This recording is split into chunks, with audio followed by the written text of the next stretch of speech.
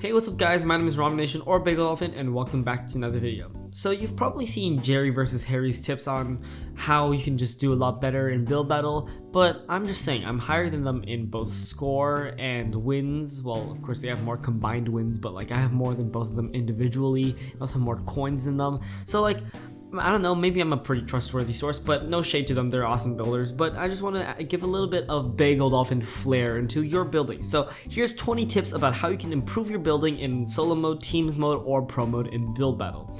Now just take it with a grain of salt. These tips will take practicing. It's not just like, hey, listen to this and you'll become a god, because these are just tips at the end of the day and you guys do need to practice. But without further ado, let's get straight into the video.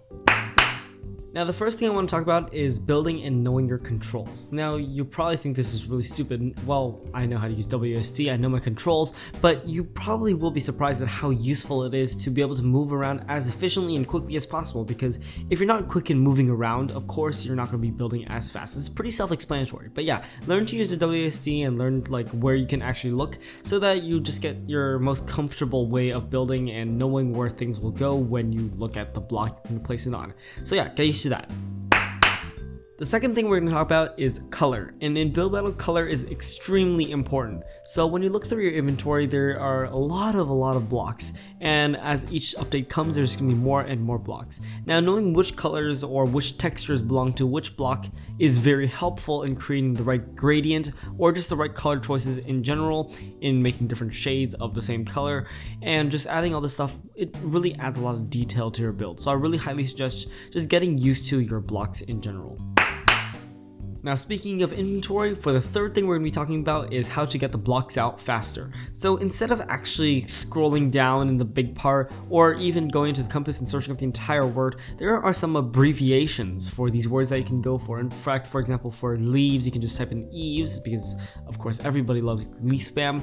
And for the second part, you can just type in these three beautiful letters, and once you type those three in, you can just get your blocks out. I'm not going to really say them because although I'm not monetized, I also kind of want to stay family friendly. Credits to Angel Spell for finding that one out. Oh, and also the reason you want to shorten these things is because you can type them using one hand, so you don't actually have to move your right hand off of your mouse. You can just type it using your left hand, press E and just type the word, and yeah, you know what I mean. Now getting into one of the most important tips that I'll probably be getting to is building big. And if you are not already, building big is very important, because building big means that you're taking up more space in the plot and it just seems more impressive. And now Jerry versus Harry go into a lot of detail about this, but pretty much just build bigger. I'll be having some tips later on in this video that will be talking about tips to be building bigger. But yeah, building bigger is impressive, so go do it. The fifth thing I want to talk about is the terrain. And now the terrain of the build is so important because the terrain helps emphasize the rest of the build, whether or not it's an organic or a structure. And now you can have like podzol with grass over it. You just do this by bone milling normal grass and then changing the floor to podzol. Credits to Angel Spell for showing me that one. And also just bone milling normal ground into grass. You can have a solid color like cyan terracotta or have water or lava, but there's a lot of quick terrains that you can use, and having a terrain is, as I said, just very useful. So probably do that.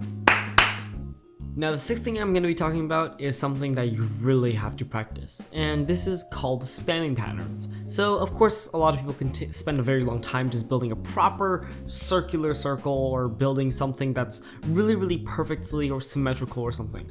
Or you can spend your time building more things while spamming things so close to having them perfect that it pretty much seems perfect. Now here's an example of a build that isn't perfect because, well, Angel Spell and I weren't very good at spamming at that time. However, now that we're better at spamming, we can do things a lot better, and of course you can barely even tell that this is spammed out. It just seems so much more logical because we've been practicing how we move around using our WSD and spamming at the same time. And using this, you can just build your build so much faster, and of course, saving time is important in build battles, so it's pretty self-explanatory as to why this is important. Number 7, we're going to be talking about the position or the story of the build. Now every build can just be very basic, or it can tell a story, and now the story of the build is extremely important because with a story you can just choose to add so many more aspects to the build that make it more creative, and you can just add more things to make the build more impressive. And on top of this, in build battle, as we know, there are joke voters, and if your story is really that intriguing, maybe you'll win the joke voters votes as well.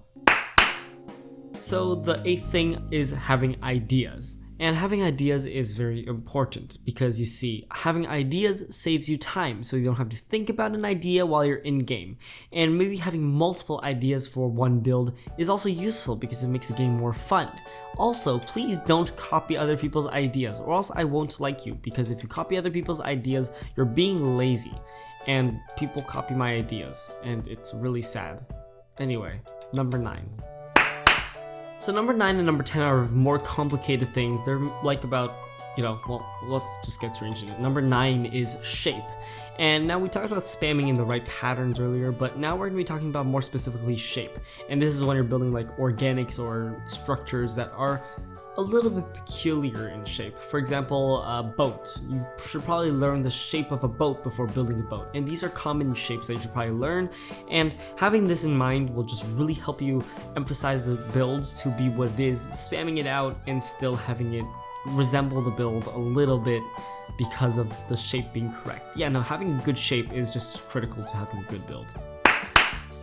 And number 10 is something that is also very interesting. It is called block switching, which is a strategy I really like to use when I'm doing some gradients that are low effort, or if I'm just really trying to get a bunch of different types of textures into one build. And now this is pretty much done when, well, there's 2 ways to do it. You can either just press the number pad or the number keys on top of your keyboard to switch between the blocks, or you can just scroll on your mouse, whichever is more comfortable for you, but you also have to be making sure that you're spamming while doing all of this. And this way you can make interesting gradients or just interesting textures in general.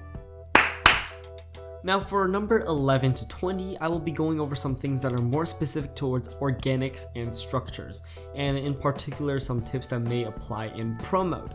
But yeah, aside from that, let's get straight into number 11.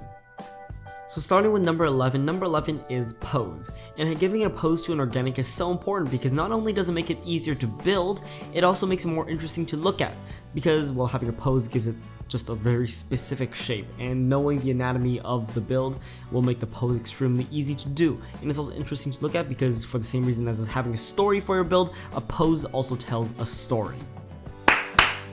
Number 12, proportions. And now proportions can't be taught in 20 seconds, but search up proportions of drawings or things like that on the internet, and you'll find things like where does a waist go, or how thick are the legs, or yeah, things like that, so that you don't come up with these noodle dragons, or you don't come up with these guys that are extremely blocky, and just things that look anatomically, that's how you say it, right? Anatomic? I don't know, and I don't care. Anyway, yeah, just you can do things correctly, just according to an actual human body.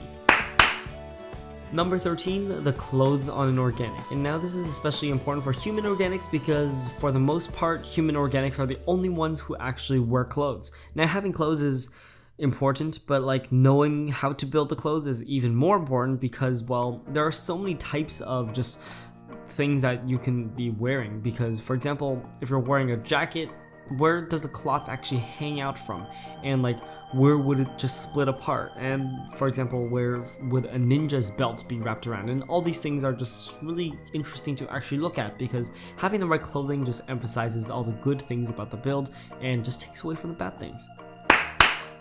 Number 14, wireframing. And wireframing is extremely important because, well, when you're building organic, the shape of the organic is so important. I just cannot emphasize that enough.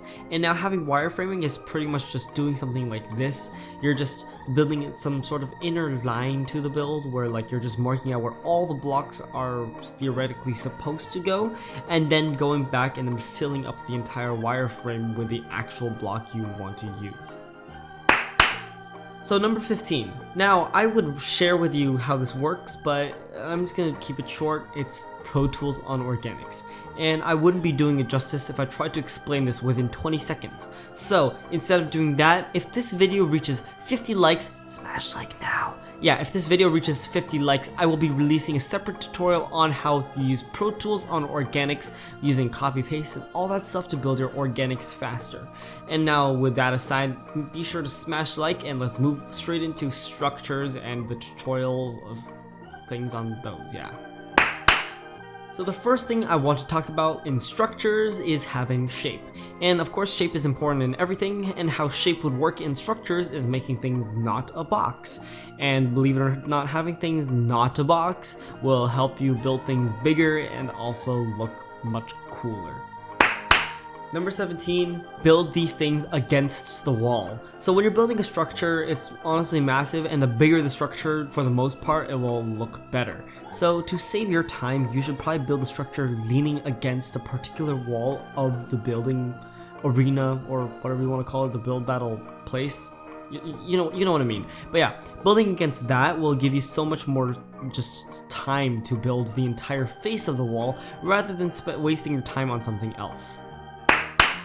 Number 18 is using depth. And depth is pretty much when you have more than one layer of the build going back and back into the build.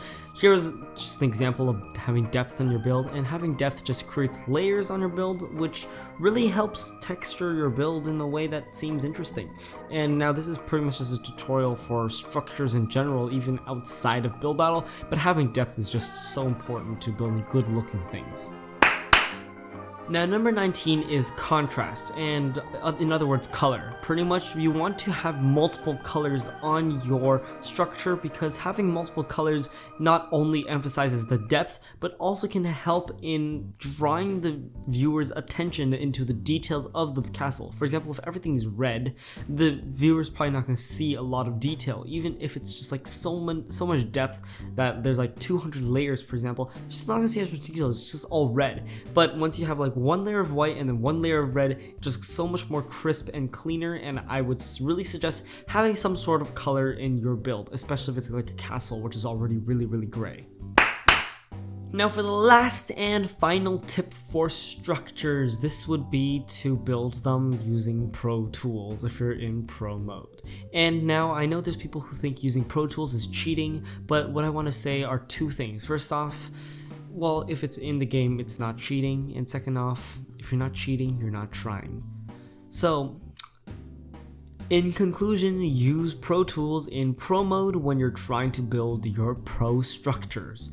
And now if you need help with this, I already have 2 tutorials up there, one for castles, which could really be used for cityscape or anything you want, it's just a copy pasting style, and another one for a different style of copy pasting, along with working with terrain for your structures. So with all these tips in mind, I hope you guys did learn something new. And to conclude this video, and well, before I conclude this video, I just wanted to bring up the fact that the Pro Mode event will still be hosted on Sunday, October the 20th, but I am moving the time to 3:30 p.m. EST because I didn't realize I had something at 2 p.m. as well. I'm sorry, I'm a busy guy, and I'm also sorry that I haven't been uploading very much in the past bit because I was actually in New York and I also had the sniffles. I was a little bit sick, but I'm now well now, and I'm going to be back on the grind. That's what people say to be relevant, right? Anyway, yeah, 20 tips. Hope you liked this content.